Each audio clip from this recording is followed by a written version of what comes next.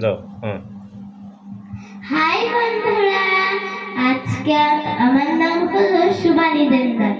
আমি আজকে একটা পুজোর গানে নাচতে চলেছি। যদি ভালো লাগে তাহলে লাইক আর সাবস্ক্রাইব করে দিই। ঠিক আছে, তাহলে নাচটা শুরু করা যাক।